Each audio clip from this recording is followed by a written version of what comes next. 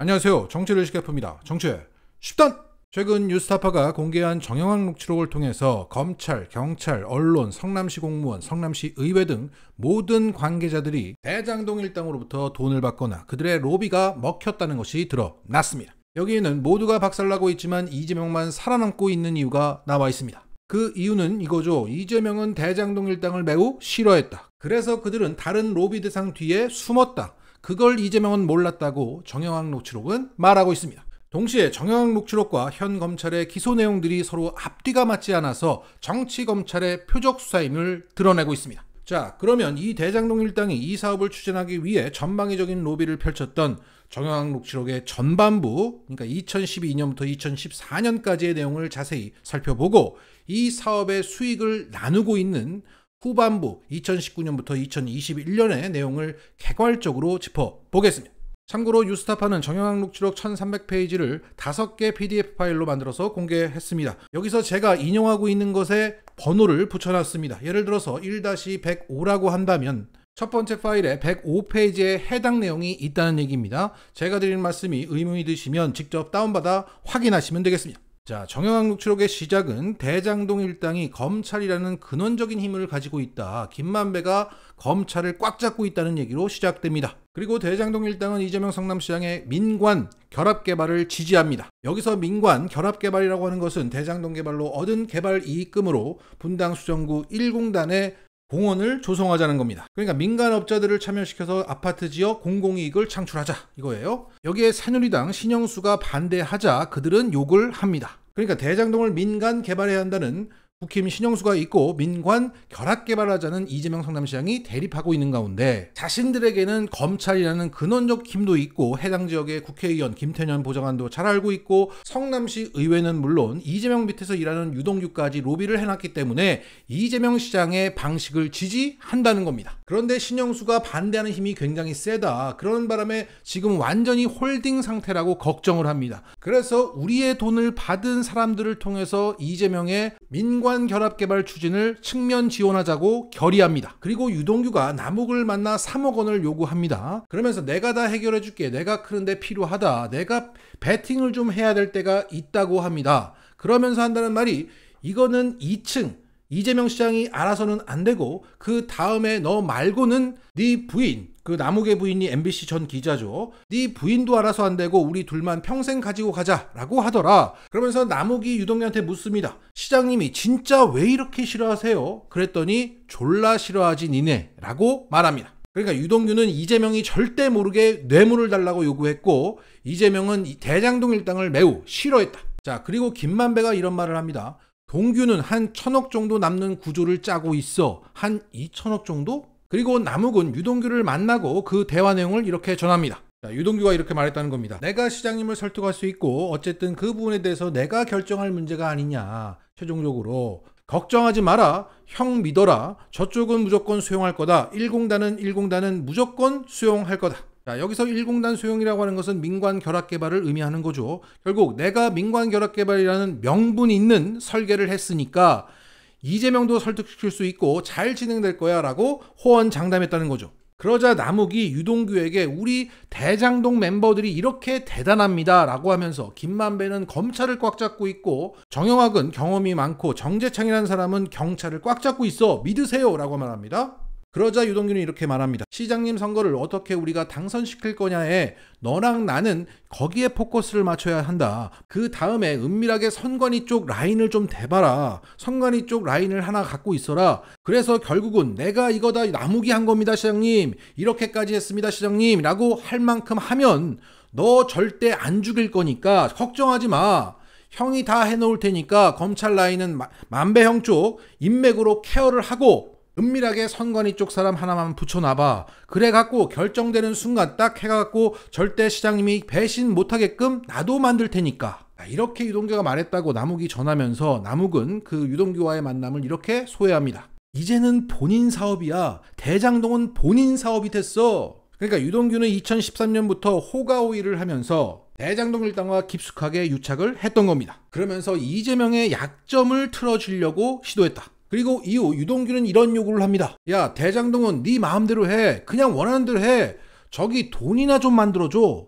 그러자 남욱이 이렇게 말하죠. 형, 이거 진행만 돼봐요. 돈 필요 없다고 그래도 그냥 갖다 줘. 형, 100억인데 형 쓰실 만큼 제가 보험을 들어놓으니까 저도 좀 쓰고 저희도 좀 쓰고 형도 쓰세요. 그랬더니 입에 또 걸렸다. 크게 만족했다는 거죠. 그리고 형이 진행하면 약 50억을 만들 수 있으니까 중간에 필요하시면 드릴 테니까 쓰세요 라고 했다. 그러자 유동규가 네가 다 알아서 짜고 완판만 나한테 얘기해줘라. 내가 시장님한테 보고할 테니까 라고 말했답니다. 자, 여기서 남욱이 말하는 50억 비자금은 대장동 일당이 2013년에서 2014년에 조성한 42억의 비자금과 대략 금액이 일치하고 있습니다. 자, 그리고 이후 유동규가 요구한 4억 2천 중에서 3억 4,700만 원을 유동규에게 줬다고 말합니다. 그리고 2014년 6월 4일 지방선거에서 이재명 성남시장이 재선에 성공하죠. 이후 6월 27일 남욱이 말합니다. 지금 검찰 위에서 청와대에서 오도 떨어졌대요. 이재명이 잡으라고. 그래갖고 검찰이 지금 난리인가 봐요. 만배영 도움이 절실해요. 그리고 당시 청와대 우병우 민정비서관이 언급이 됩니다. 자, 이후 이재명 대표 측근인 김용, 정진상, 그리고 유동규, 김만배가 만났다고 말합니다. 네 분이 모여서 의형제를 맺었으면 좋겠다고 했고 김만배가 처음으로 정진상한테 대장동 얘기를 했대요. 자, 김만배가 말합니다. 내가 왜 여기에 이 싸움에 이렇게 깊이 개입했는지 알지 않느냐. 박영수 특검이 부르셔서 남욱 일 좀 도와주라고 그래서 내가 여기 왔는데 이화영 의원 김태년한테 얘기를 했는데 잘 안 돼서 여기까지 왔다. 그러자 정진상 실장이 이렇게 말합니다. 전반기에 다 정리해서 끝내야지요. 형님 무슨 말씀인지 알고 있습니다. 자, 여기서 두 가지 사실을 알 수 있습니다. 첫 번째는 박근혜 청와대가 이재명이 당선되자 이재명을 잡으려고 했는데 이재명의 측근들이 검찰을 꽉 잡고 있는 김만배를 만났다는 겁니다. 이것은 맥락상 이재명을 잡지 못하게 막으려고 김만배에게 부탁하려고 이재명 측근들이 나섰다. 이렇게 볼 수 있습니다. 그리고 두 번째는 현재 검찰의 그 정진상 공소장에는 남욱이 조성한 비자금 42억 중 유동규에게 3억 4,700만 원을 건네주고 그 돈에서 유동규가 정진상에게 2억 4천만 원을 선거자금 명목으로 줬다고 해놨습니다. 그런데 정진상은 이들을 지방선거 끝난 다음에야 처음 만납니다. 그리고 앞서 언급되었던 2013년 3월의 대화를 보면 유동규는 이재명이 절대 모르게 주라며 3억여 원을 요구했습니다. 그러니까 이 대장동 사업에 사활이 걸린 이 선거에서 이재명 당선을 위해서 선관위까지 움직이려 했던 그들이 42억 비자금이 있으면서 3억 원만 줬다는 얘기입니다. 더욱이 그걸 전달한 유동규는 이재명 절대 모르게 달라고 했다는 거예요. 또한 그 최종 목적지라고 하는 이재명 측근을 선거 이후에 처음 만나고 대장동 이야기를 처음 했다는 겁니다. 자, 이걸 선거 자금이라고 할 수 있나요? 이재명이 절대 알면 안 되는 돈이 어떻게 선거 자금이 될 수 있습니까? 말도 안 맞고 돈도 너무 적고 시점까지 안 맞는다. 게다가 유동규가 그 돈을 건넸다고 하는 정진상 아파트 CCTV 진술은 검찰조차 말이 안 된다고 생각했던지 그 공소장에서 아예 빼버렸습니다. 따라서 이것은 유동규가 혼자 꿀꺽했다고 봐야 합니다. 그런데 검찰은 유동규의 뇌물 공여 액수를 빼주고 형량을 줄여주는 형량 거래를 했다. 자, 여기까지가 정영학 녹취록 전반부입니다.